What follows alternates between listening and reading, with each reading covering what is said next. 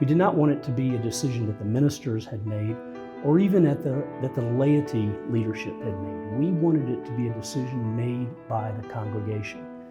And so when we took a full vote, 87% of Glen members voted to become a reconciling ministry.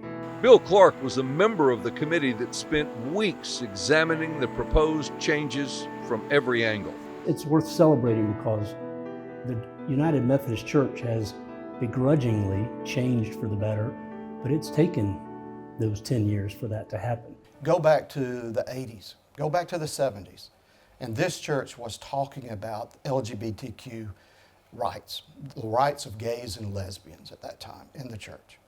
So this church was always on the forefront. Senior Pastor Mark Westmoreland says joining the Reconciling Ministries Network meant Glen endorsed full rights and rights, R-I-T-E-S, for gays and lesbians.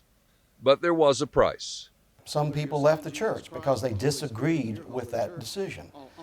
And I understand that. I think Glen was incredibly ahead of the curve, and it was one of the reasons I joined Glen Memorial United Methodist Church. Glen's decision was exactly what Jay Horton wanted to hear in 2014. 10 years ago, I was 18 years old and I was just coming out of the closet, and I grew up in the United Methodist Church, and I knew their stance on LGBTQ persons, and wasn't sure if I was going to still have a home in the Methodist Church. But he did and does.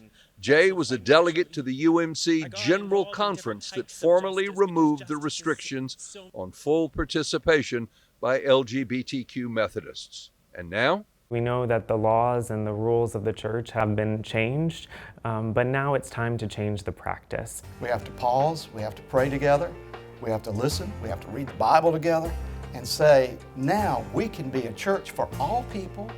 There are individuals right in this community who do not feel like they have a church home. They don't know what goes on inside this building. They don't know what goes on in the hearts and minds of the members of Glen.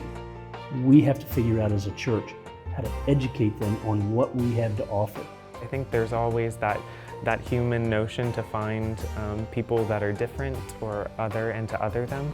And I think it's going to be a continual work that we have to do to battle the things we fear in life. There have not been a lot of things in my faith experience that have been as rewarding as being an oasis for another human being. And this promise. If you're out there, we want to share Christ with you, period.